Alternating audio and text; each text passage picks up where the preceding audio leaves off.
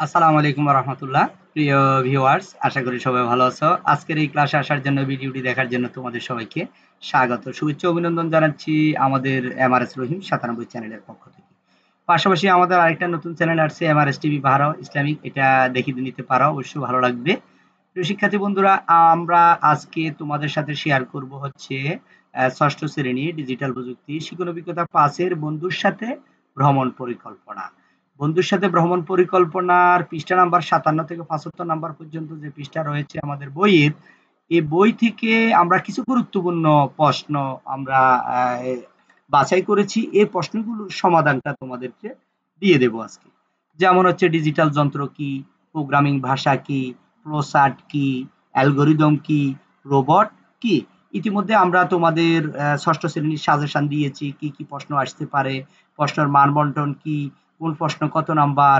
তো এখানে এক কথায় প্রকাশ রয়েছে, ছোট ছোট প্রশ্নের উত্তর রয়েছে এবং হচ্ছে সংক্ষিপ্ত প্রশ্নের উত্তর রয়েছে। এই সংক্ষিপ্ত প্রশ্নগুলোর উত্তরগুলো আজকে তোমাদের সাথে শেয়ার করব। এই প্রশ্নগুলো যদি তুমি ভালো করে দেখো, ভালো করে জানো, তাহলে তোমার জন্য এটা খুব সহজ হয়ে যাবে। ঠিক আছে? যেমন হচ্ছে ডিজিটাল যন্ত্র এমন একটি যন্ত্র যা ডিজিটাল সংকেত ব্যবহার করে তথ্য প্রক্রিয়া করে। এই সংকেতগুলো মূলত হচ্ছে 0, 1 দিয়ে গঠিত হয়। আমরা প্রতিদিন যেসব যন্ত্র ব্যবহার করি তার অনেকগুলো হচ্ছে ডিজিটাল। যেমন আমরা মোবাইল ব্যবহার করি, ল্যাপটপ ব্যবহার করি, প্রিন্টার ব্যবহার করি। এগুলো হচ্ছে সবগুলো হচ্ছে ডিজিটাল যন্ত্র।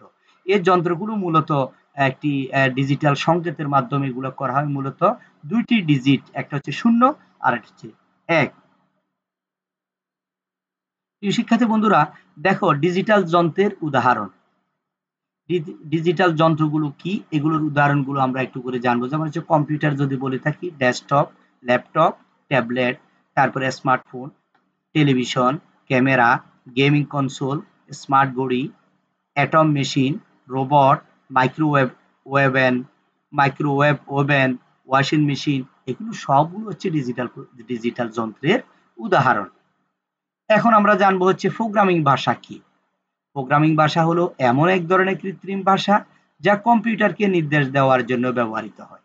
প্রোগ্রামিং ভাষা এমন একটি কৃত্রিম ভাষা যেটা কম্পিউটারকে ব্যবহার করার জন্য নির্দেশ দেওয়া হয়।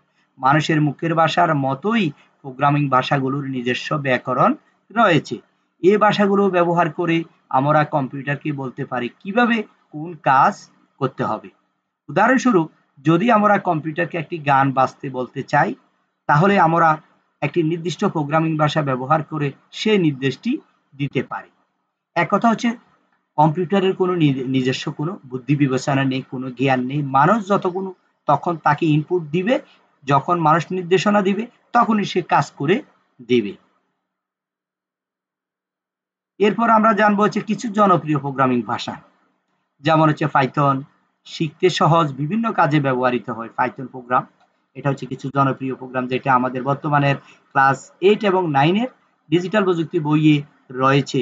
পাইথন প্রোগ্রামটি ইতিমধ্যে এই পাইথন প্রোগ্রাম নিয়ে অনেকগুলো ক্লাসও আমাদের রয়েছে। তারপর হচ্ছে জাভা, অ্যান্ড্রয়েড অ্যাপ তৈরি, বড় প্রকল্পের জন্য খুবই জনপ্রিয়। যেমন জাভা এই প্রোগ্রামিং ভাষাটি। তারপর হচ্ছে জাভা স্ক্রিপ্ট, ওয়েবসাইট ইন্টারেক্টিভ যোগ করতে ব্যবহৃত হয়। তারপর হচ্ছে C plus plus, game operating system তৈরি করতে এটি ব্যবহৃত হয়। আমরা জানলাম কিছু জনপ্রিয় প্রোগ্রামিং ভাষা। এরপরে আমরা জানবো হচ্ছে ফ্লোচার্ট কি। ফ্লোচার্ট হলো এমন একটি চিত্র বা আঁকা চিত্র যার মাধ্যমে কোনো কাজ বা প্রক্রিয়া কিভাবে ধাপে ধাপে সম্পন্ন হবে তা দেখানো হয়। একটি এটি এক ধরনের নকশা যা একটি প্রক্রিয়ার লজিককে সহজে বোঝার জন্য ব্যবহৃত হয়। ফ্লোচার্ট হলো এমন একটি দৃশ্যমান উপস্থাপনা যা কোনো প্রক্রিয়া অ্যালগরিদমকে ধাপে ধাপে দেখায়। এটি জটিল ধারণাগুলোকে সহজ করে তোলে এবং সমস্যা সমাধানে সহায়তা করে। এটা হচ্ছে ফ্লোচার্ট। বাংলাতে যেটা বলে হচ্ছে প্রবাহ চিত্র। প্রিয় শিক্ষার্থী বন্ধুরা, এরপরে জানবো আমরা হচ্ছে অ্যালগরিদম কি। অ্যালগরিদম হলো ধাপে ধাপে কোনো কাজ করার নির্দিষ্ট পদ্ধতি। কোনো একটি কাজ ধাপে ধাপে সম্পন্ন করার একটি নির্দিষ্ট পদ্ধতি। এটি এক ধরনের নির্দেশাবলীর সেট যা একটি সমস্যার সমাধানের জন্য অনুসরণ করা হয়। অন্যভাবে বললে অ্যালগরিদম হলো একটি রেসিপি যেখানে প্রতিটি ধাপ খুব স্পষ্টভাবে বর্ণিত থাকে। আরেকভাবে বললে অ্যালগরিদম হলো একটি রেসিপি যেখানে প্রতিটি ধাপ খুব স্পষ্টভাবে বর্ণিত থাকে।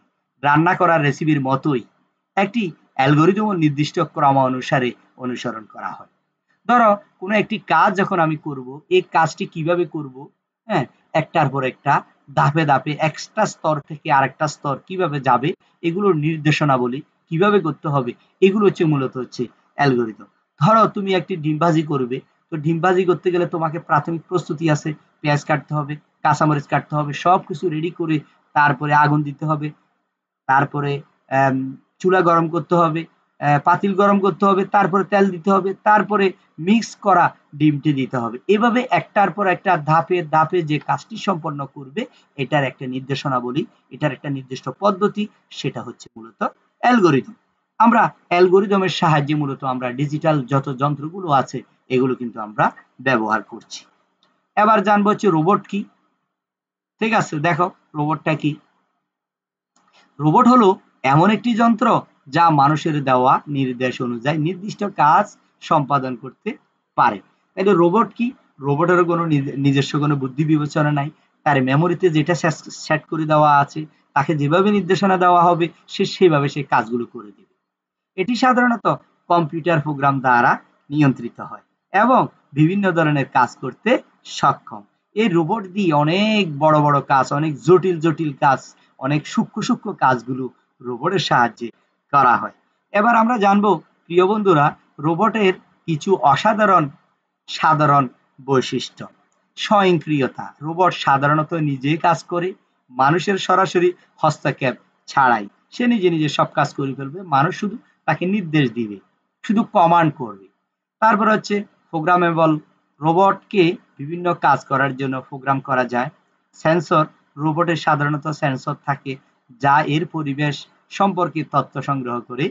তারপর হচ্ছে অ্যাকচুয়েটার, সেন্সর দ্বারা পাওয়া তথ্যের ভিত্তিতে রোবটের অ্যাকচুয়েটর যেমন মোটর, সিলিন্ডার কাজ করে এবং রোবটকে চলতে বা কাজ করতে সাহায্য করে। প্রিয় শিক্ষার্থী বন্ধুরা, আজকে এই পর্যন্তই। আশা করি তোমাদের ভালো লেগেছে।